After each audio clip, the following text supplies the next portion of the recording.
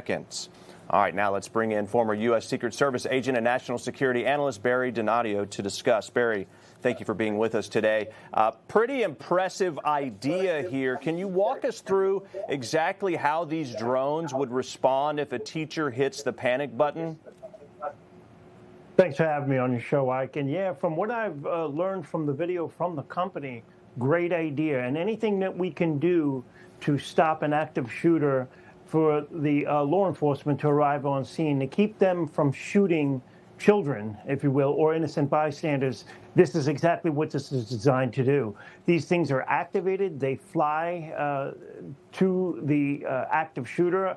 I believe they have a way to detect that, and they can make a choice. They can literally spray chemical irritant on the active shooter himself, or even ram the active shooter. It is totally on video, live feed. They are using operators that are former Navy SEALs and top-tier law enforcement officers like SWAT. This is just what we need. Not talking about the problem and wishing the problem away is not going to work. You have to have some kind of a deterrent and some means of stopping the active shooter and slowing them down until the police get there. I think it's a great idea. Yeah, so this pepper spray potentially that sprays from these drones, is that enough to stop someone who is armed? Would it do enough to stop it, do you think? Because obviously these are not equipped with firearms, these drones.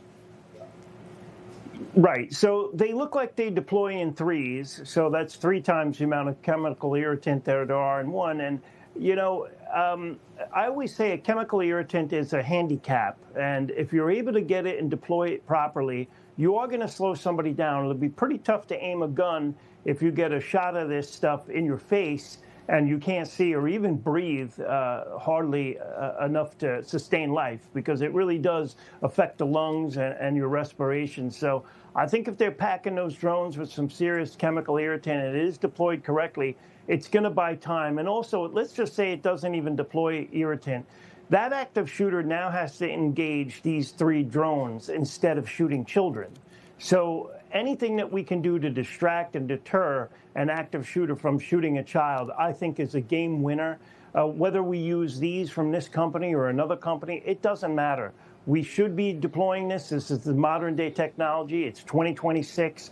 Along with these, I still believe we need even a law enforcement officer, a school resource officer on every school property, as well as a potential armed security, a good guy with a gun. And why don't you go ahead and arm the school teachers as well? I'm all for that as well.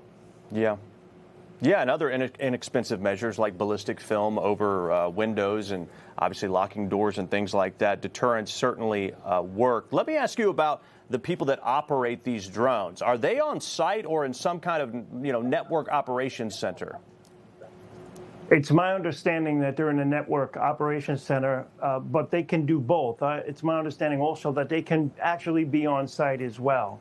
So I think it would come with preference of the client itself. We have to remember at the end of the day, it's a private business, and they're going to do this to the dynamics of whatever client needs and the size of the facility. You know, as we know, this could be used at a college or any high school, and then that would change the dynamics. I would like to see something like this, maybe even in Times Square, where we know nobody's supposed to be shooting anything, and something like these things that are less than lethal, they can deploy and minimize the risk of innocent people being shot.